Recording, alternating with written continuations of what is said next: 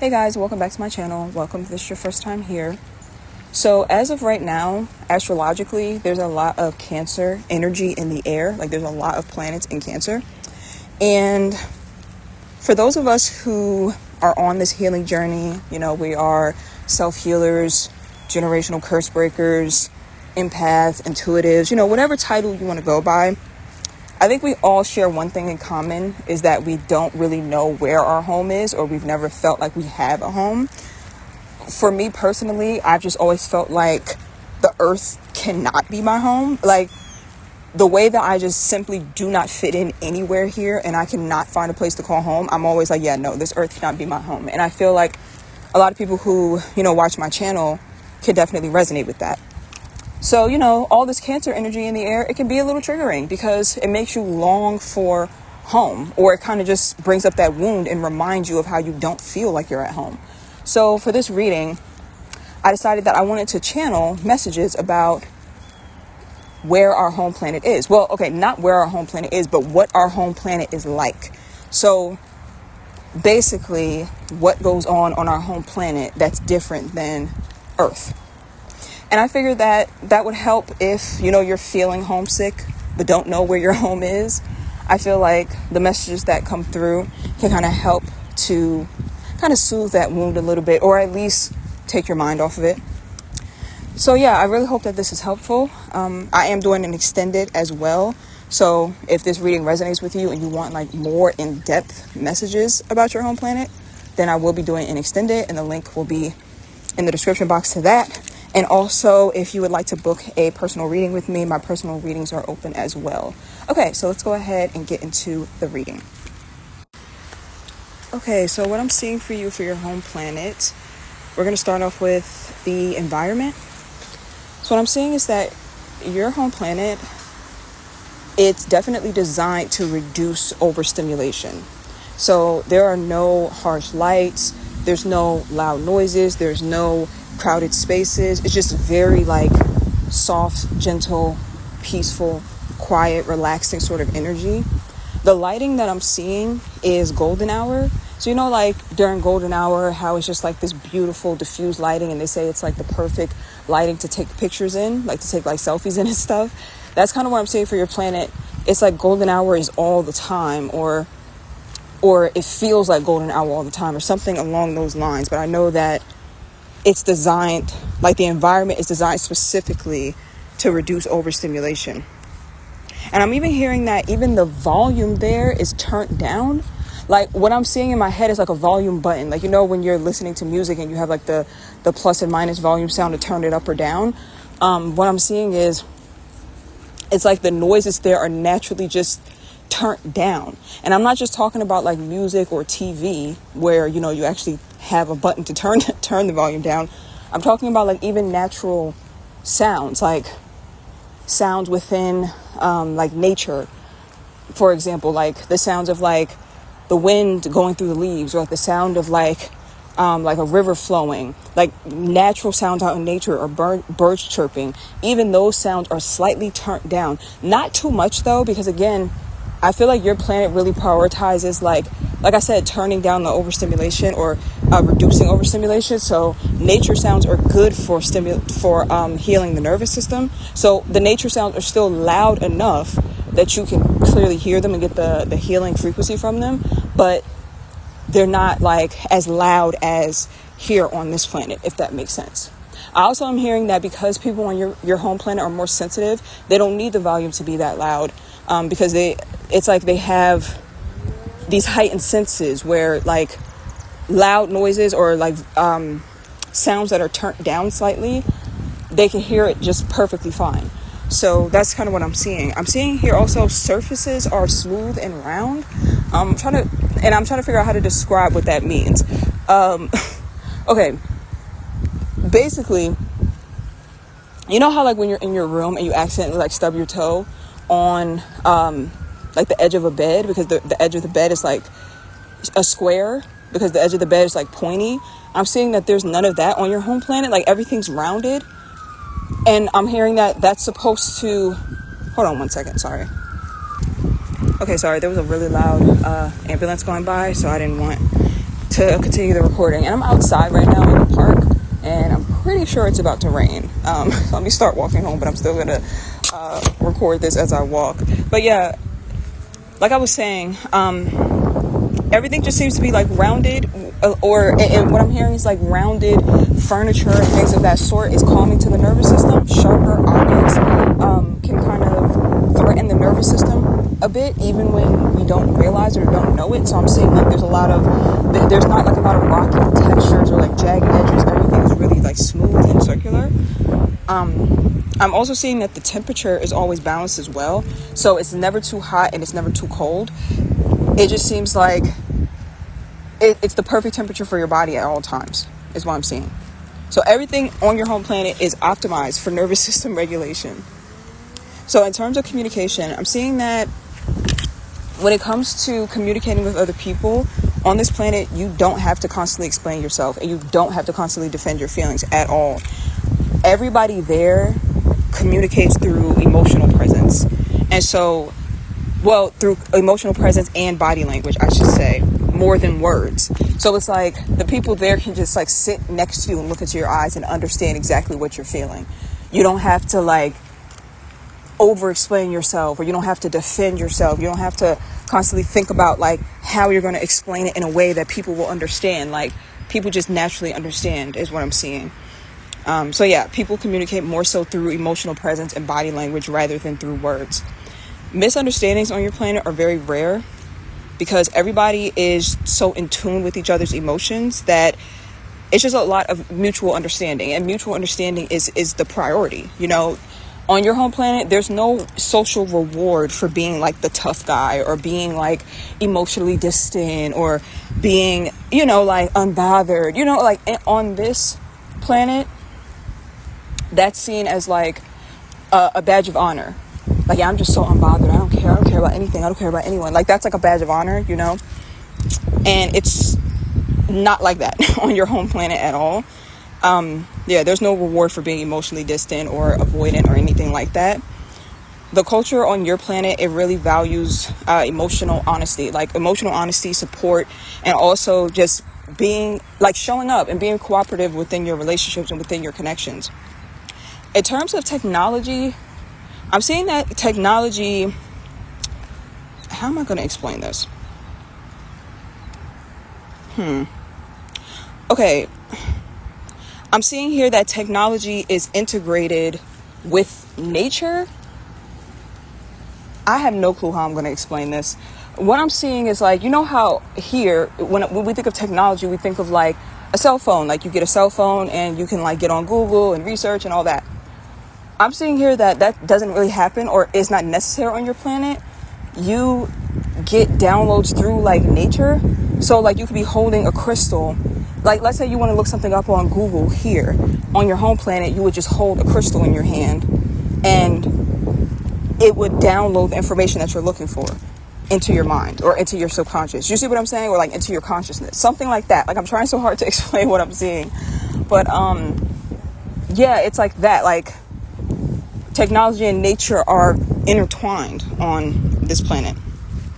I am also seeing that houses, instead of them being built with like wood or metal or concrete, that they're built from, they can be built from two different things. They can either be built from crystals, so like actual houses being made of crystals, or they could also be made from plants, like plants or plant fibers. It's something about living plants being used to build houses. And I am also seeing like these houses, the walls adjust their temperature based on how you're feeling. So if you're anxious, the room will calm down or it'll cool down and the light will soften. You know what this reminds me of? It reminds me of the movie Smart House on Disney Channel. I don't know if you've ever seen the Disney Channel original movie Smart House. If you haven't, it's a great movie. You should look it up.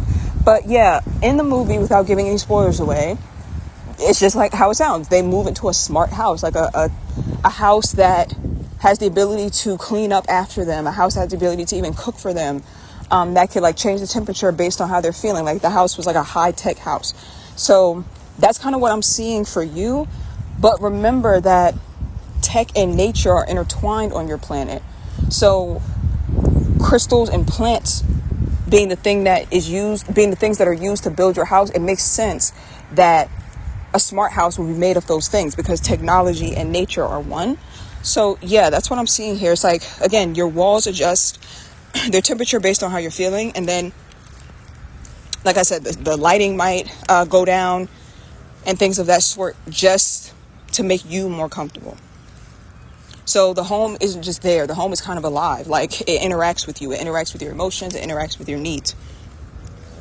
I'm trying to see what else I'm seeing here. I'm trying to get more information about that, because that was a little bit confusing with me. But maybe we'll just move on to the next one, because I think, or to the next part, because I think that's all that's going to come through for that. So in terms of like the lifestyle there, I'm seeing that time is not rushed there, like at all. People are all moving at their same, at all, excuse me. People are moving at the same pace, or at their own pace. What is wrong with me today? I've been doing this all day long. Like, all of my readings, I've been like stumbling over my words. I don't know what's happening. Okay. People do things at a pace that's right for them. People do things at their own pace. Let's just say that. So everybody has their own like internal rhythm, right? Like, some people really like to do things really, really quickly. Some people like to take their time. And we see that like within like different cities. Like, there are certain cities that are, people are rushing everywhere, like New York and things like that. And then there are more like smaller places where, it's like slower living. So it's kind of like that. We all have that within us. We all have an internal rhythm within us. And so basically on your home planet, it's like people are allowed to move at their own pace. They do things at their own pace. They're not expected to like keep up or to rush or things like that. Like, if they need to go slow, then it's socially acceptable for them to do that. And I'm seeing that part of the reason for this is because productivity is not seen as some like badge of honor. Like, you don't get like a badge of honor for being the most productive, or for, like, I've been grinding 24/7. I don't eat, I don't sleep. Yeah, there's no badge of honor for that whatsoever. You get no social reward for doing that. So, yeah, most people just don't prioritize that. So, rest and reflection and processing your emotions are actually much more of a priority on your home planet. And people can take breaks. I know it sounds so radical when you're on this planet, but on your home planet, people are allowed to take breaks.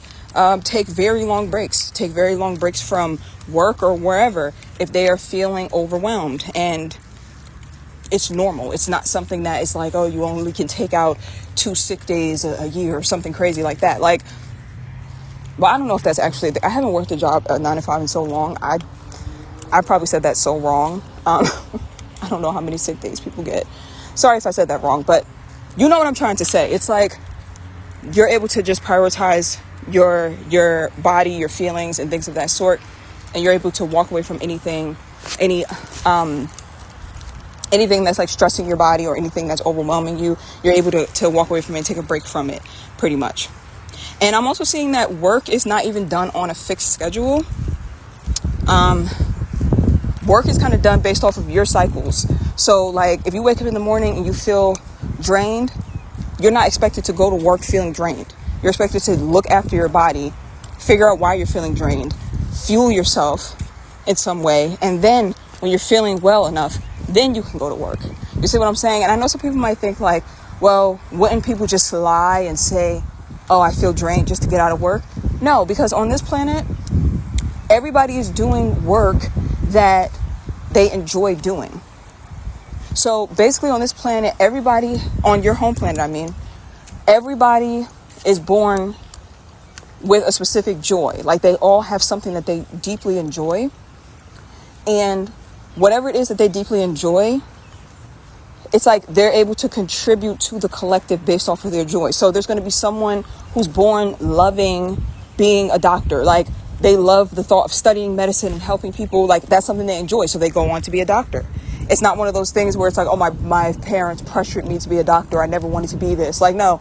Or, oh, I had to be a doctor because, the economy is so bad. I had to make sure I got a high paying career, but I really don't like medicine. No, it's none of that on your home planet. Like, everybody follows their joy. And because everybody follows their joy and plays their role, everyone's happy and society runs smoothly. So yeah, there's no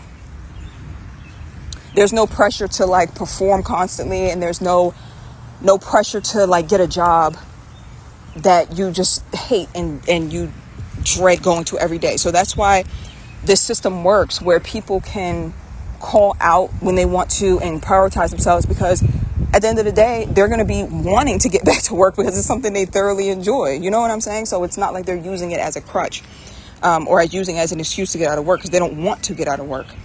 So I'm also seeing here that relationships on your home planet, they're not transactional at all. So there's a very strong focus on community. So everybody taking care of each other within the community. There's a focus on mutual support. There's a focus on shared responsibility. So nobody is expected to deal with emotional distress alone. Like on your home planet, that's like blasphemous. Like the thought that someone would be somewhere alone and crying with no one to comfort them, that's not a thing on your home planet. It's not. It's very, very, very abnormal for that to happen. It's normal for people to be supported through whatever emotional distress they're having. And by the way, everyone on this planet is still an individual. I'm seeing that everyone has a very strong personality. Like everyone has a very strong sense of who they are as a person. So even though I'm saying like everyone's very community focused, it's not one of those things where it's like community focused to the point where if you try to be different, they'll shun you or they'll bully you or something like that. No, it's like everyone's an individual, but everybody is interconnected. Like there's interdependence and collective respect amongst everybody within your community.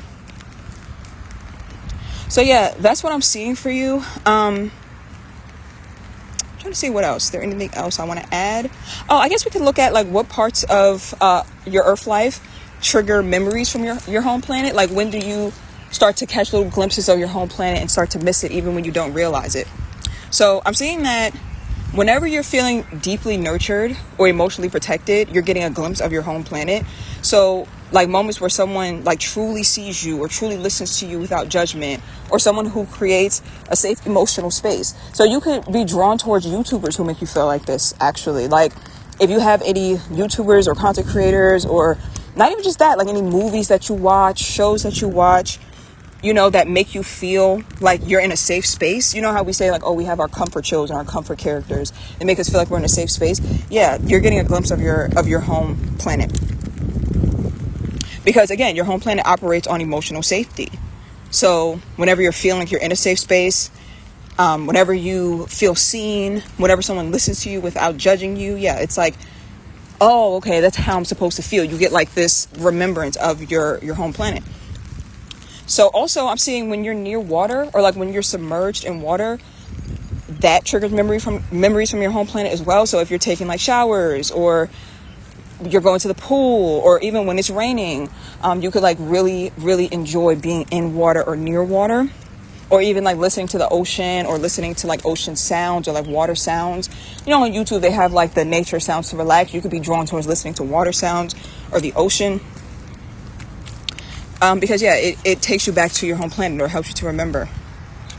Let's see.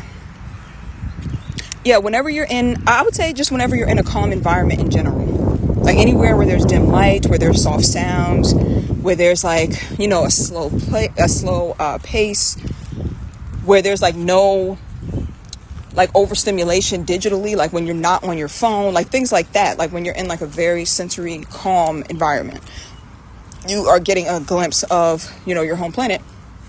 Also, when you're around people who care about emotions, like it's so irritating that there are people who don't care about emotions.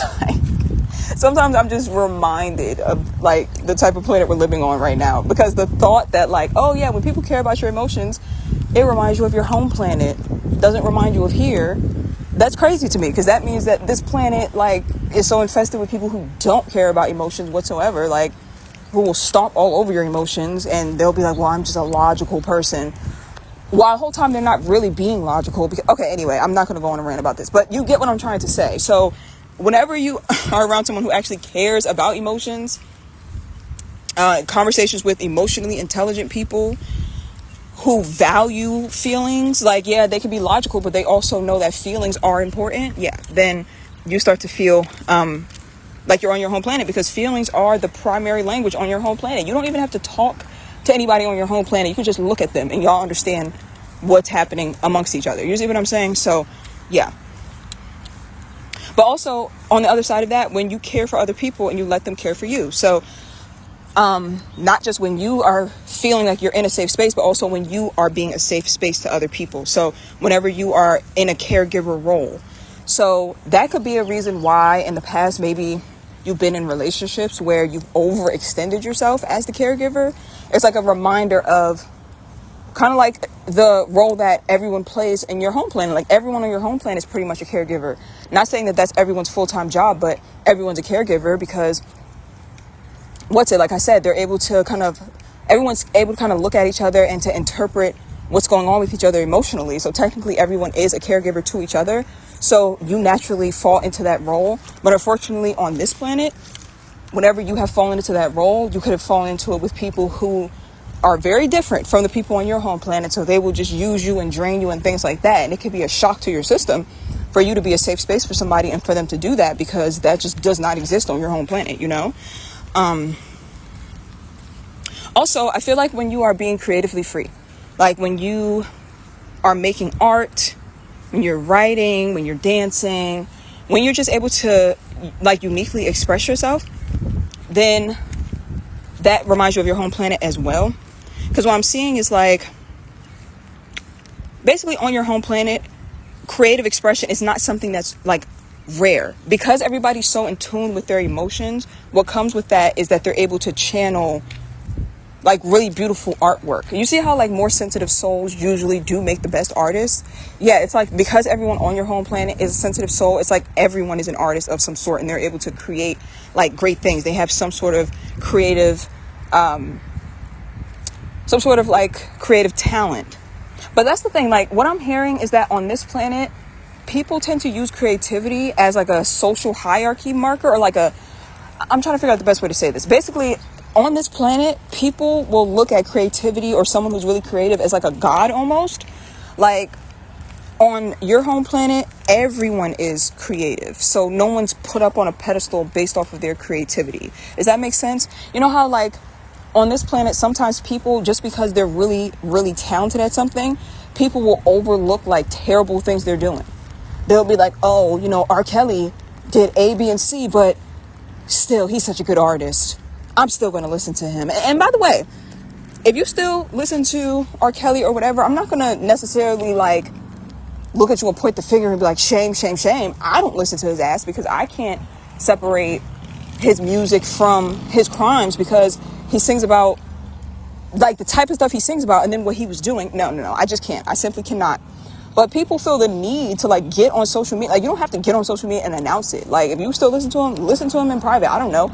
But like people feel the need to get on social media and announce it like, oh, well, I'm still going to listen to his music. Anyway, that's a rant for another day. I feel like I keep on getting off topic. Okay, so basically the point I was trying to make is that on this planet, on Earth, people, just because they're really creatively talented, people will see them as a god and put them up on a pedestal. And the only reason that even truly happens is because on this planet, people are not encouraged to explore their creativity. Like they're encouraged to simply go to school and focus on math and whatever else. Like even in school, there's been like ongoing like shows and series and stuff about this very topic, about like how in school they'll be cutting down like budgets, like budget cuts, and the first thing that goes is the art program and the music program. Yeah, it's like on this planet, creativity is not something that's nurtured from a young age in people. So actually everyone is creative in some way, but it's just not nurtured in everyone on this planet. So, and the people that it was nurtured in, or the people that end up like choosing a creative path and like mastering their skills. And of course there are the ones that are prodigies, like they're born like with crazy exceptional talent, but that talent and that creativity still has to be fed in some way or another. You see what I'm saying? But yeah, it's like because everyone's not able to explore their creativity and live up to their creative potential, they see other people who live up to their creative potential as a god of some sort, and it let them get away with a lot because of it. So it's not like that in your home planet at all. Like everyone is creatively talented. You know what I mean? Like that whole putting creatives up on a pedestal, like to the point where they're able to get away with like ridiculous things. That's not a thing. Celebrity culture is not really a thing, you know? So ultimately, that's what I'm seeing for you. That's what I'm seeing from, or I'm seeing for your home planet. I'm trying to figure out what I want to do for the extended. I think maybe for the extended, we can look at like what technology, or let's do like what technology or spiritual knowledge did you master on your home planet, and how can you begin using it here? Like how can you tap into that here and use it on this planet? I'm trying to think of what else we can look at in the extended. I want to look at something good, like some good in-depth questions. I guess we could also look at if you were sent here from your home planet for a specific mission, then what is that mission and what's stopping you from doing it? Yeah, I think that would be a good one. And maybe we could throw in like how you can rebuild your life on Earth to be more like your home planet. Okay, yeah, that's what I'll do. That's what we'll do. We'll stop there. All right, thank you guys so much for watching. If you want to know the answer to those questions, then the link to the extended will be in the description box below. And let me just quickly repeat the questions we're going to be going over in the extended. So we're going to be looking at what technology or spiritual knowledge did you master on your home planet, and how can you start using it here on this planet? We're also going to look at if you were sent here with a specific mission from your home planet, what would it be and what's stopping you from doing it? And then also we're going to look at how you can build your life on Earth to function more like your home planet. All right, so that's what we're going to be looking at. The link to the extended video will be in the description box down below, and I will see you guys over on the extended. Bye.